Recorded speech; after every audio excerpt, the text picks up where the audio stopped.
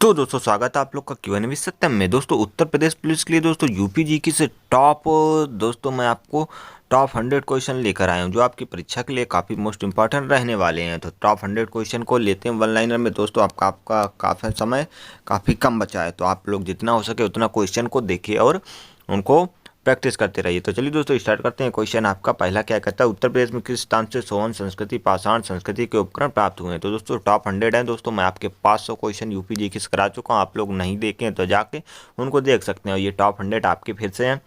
तो ये जो आपका बेलन घाटी है कौन सी दोस्तों, ये बेलन घाटी है जो स्थान से सोहन पाषाण संस्कृति के उपकरण से प्राप्त हुए। तो इसका जवाब क्या है, बिलन घाटी है। चलिए अगला क्वेश्चन देखते हैं। आपका अंतिम प्रहार चल रहा है। उत्तर प्रदेश को प्राचीन काल में क्या कहा जाता है था। तो इसे क्या कहते थे, ब्रह्मर्षि देश और मध्य देश। क्या दोस्तों, ब्रह्मर्षि देश और मध्य देश बोलते थे। अगला क्वेश्चन है, वर्धन राजवंश के बाद कन्नौज पर किस शक्तिशाली शासक का शासन स्थापित हुआ था। तो उदय वर्मन का। किसका हुआ था दोस्तों, उदय वर्मन का हुआ था जब वर्धन वंश के बाद कन्नौज पर। चलिए अगला क्वेश्चन देखते हैं। कन्नौज के लिए 200 वर्षों तक चला त्रिपक्षीय संघर्ष निम्न में से किस वंश के शासन काल में आरंभ हुआ था। तो 200 वर्षों तक चला था ये आपका चोल वंश। कौन दोस्तों, चोल वंश के शासन काल में आरंभ हुआ था। चलिए अगला क्वेश्चन देखते हैं। कौन अवध का प्रथम नवाब था। अवध का प्रथम नवाब आपका कौन था, शहादत खान था। कौन, शहादत खान था। तो चलिए अगला क्वेश्चन देखते हैं। अगला क्वेश्चन क्या है, ये सारे आपको देख लेना, इनमें से आपका क्वेश्चन 100% आएगा। यूपी जीके आपके लिए काफ़ी मोस्ट इंपॉर्टेंट रोल प्ले करने वाली है जीके में। अवध का कौन सा नवाब नादिर शाह द्वारा दिल्ली में बंदी बना लिया गया, तो कौन सा, शहादत खान था ये। चलिए अगला क्वेश्चन देखते हैं। गाजियाबाद जनपद में आलमगीरपुर से प्राप्त पुरातत्व सामग्री प्रतिबिंबित करती है तो किसे, हड़प्पा संस्कृति की। कौन, हड़प्पा संस्कृति की। अगला क्वेश्चन है दोस्तों, अगर इसकी पीडीएफ चाहिए तो आप टेलीग्राम चैनल ज्वाइन कर सकते हैं, वहाँ पे इसकी पीडीएफ आपको मिल जाएगी।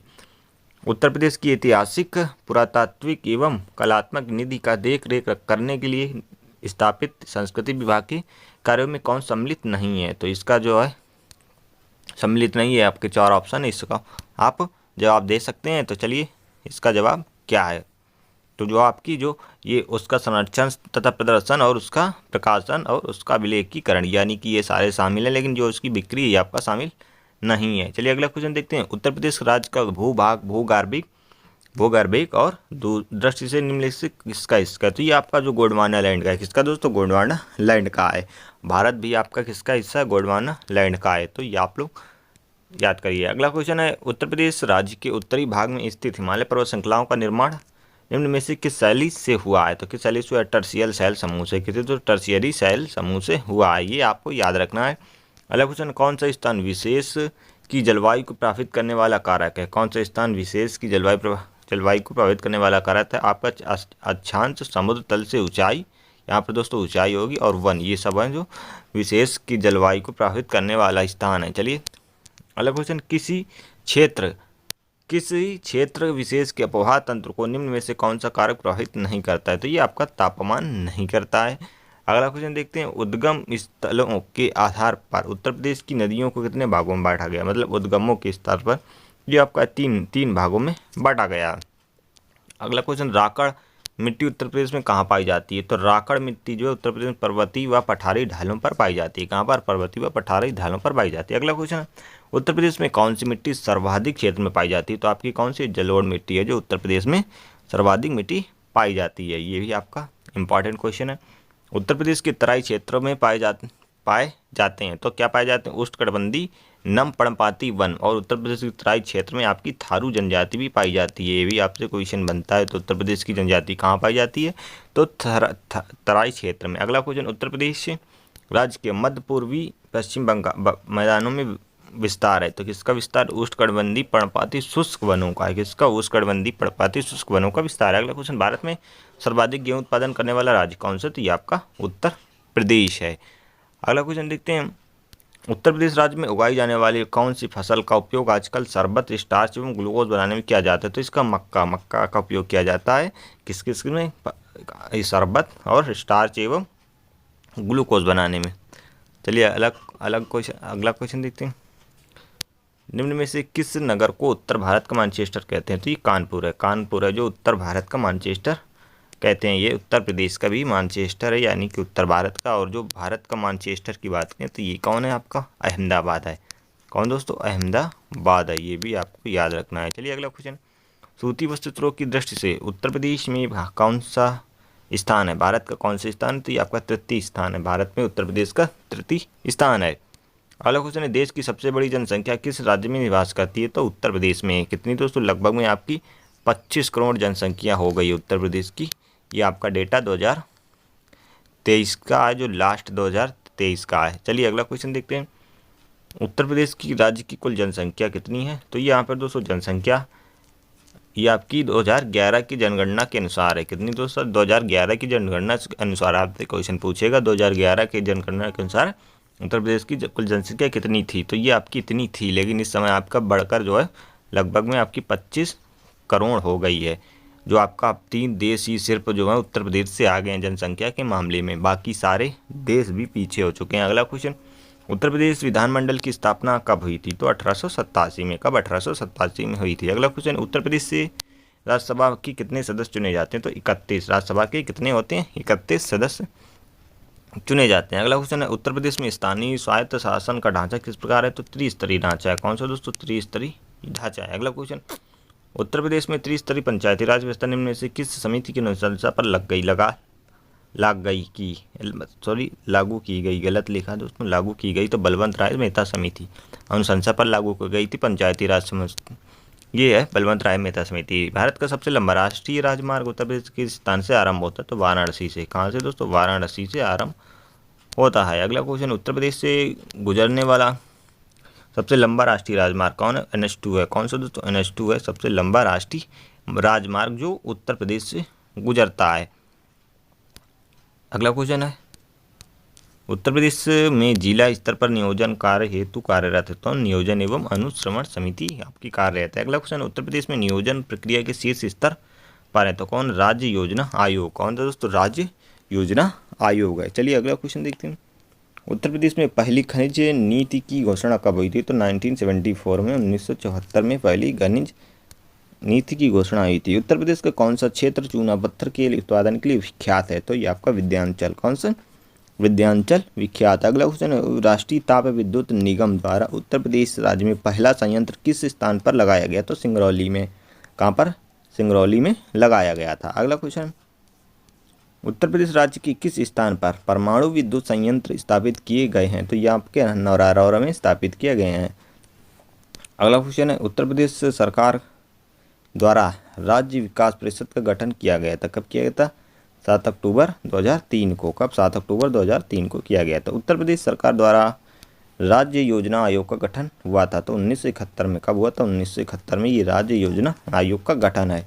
अगला क्वेश्चन है, उत्तर प्रदेश में सुकोन्मुख क्षेत्रीय विकास कार्यक्रम की शुरुआत कब की गई, तो कब हुई थी, आपकी 1975 में हुई थी। कब, 1975 में हुई थी। अगला क्वेश्चन है, उत्तर प्रदेश में काम के बदले अनाज योजना का सूत्रपात किस वर्ष क्या हुआ था, तो आपका 1970 में हुआ था। कब, 1977 में हुआ था। उत्तर प्रदेश का कौन सा व्यापार कर अधिकतर व्यापार का संग्रह करता है, तो कर अधिकतर, ये जोन आपका पूछा है, जो कर जोन का अधिकतर व्यापार संग्रह करता है, तो ये आपका गाजियाबाद।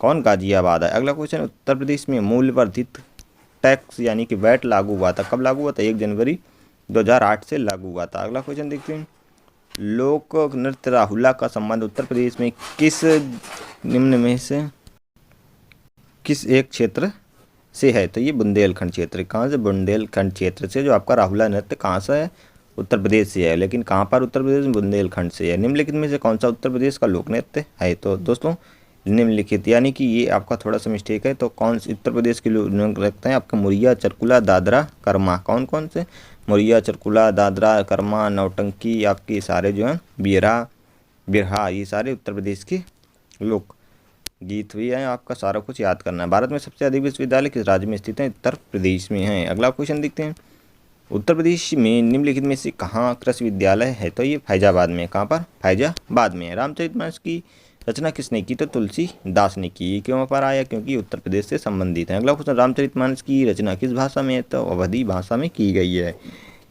ये कहाँ पे, अवधी भाषा में की गई है। उत्तर प्रदेश से निकलने वाला पहला हिंदू समाचार पत्र कौन सा, पहला हिंदी समाचार पत्र था, तो ये कौन सा, बनारस अखबार था। कौन सा, बनारस अखबार था। अगला क्वेश्चन देखते हैं, प्रसिद्ध धार्मिक मासिक कल्याण का प्रकाशन कहाँ से होता है? तो ये आपका गोरखपुर से होता है। कौन सा मासिक कल्याण का प्रकाशन आपका गोरखपुर से होता है? अगला क्वेश्चन है, थारू जनजाति की सर्वाधिक संख्या उत्तर प्रदेश के किस जिले में है? तो गोरखपुर में है।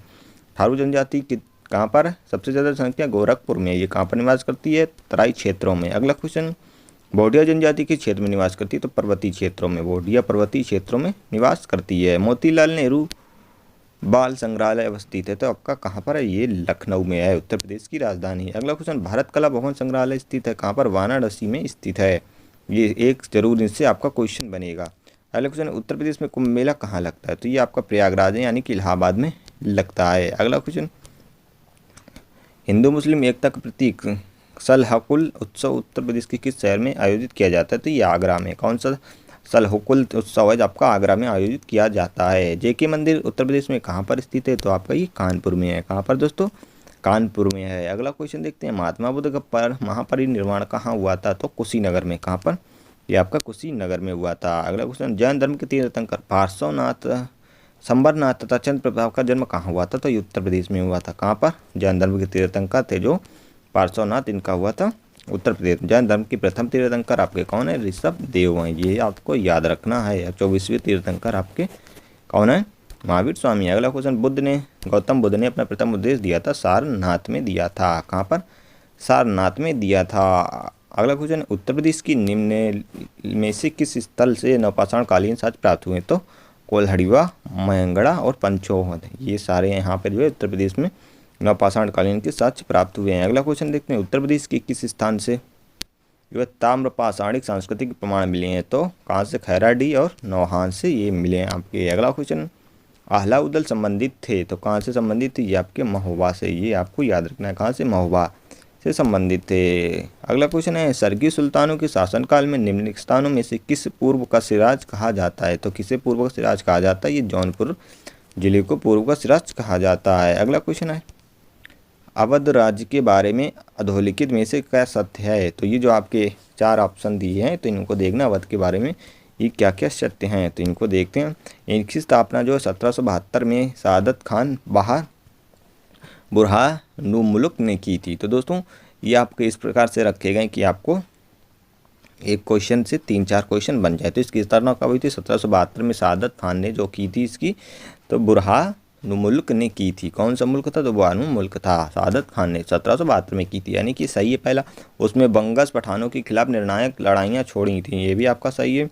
उसने हिंदू मुसलमानों के बीच निष्पक्षता की नीति अपनाई और न्याय की उचित व्यवस्था की थी, यानी कि ये चारों सही हैं, यानी कि उपयुक्त तीनों कथन सही है। अगला क्वेश्चन देखते हैं, लखनऊ अवध के नवाबों की राजधानी बनी? तो जो लखनऊ है अवध के नवाबों की राजधानी कब बनी थी? 1775 के बाद।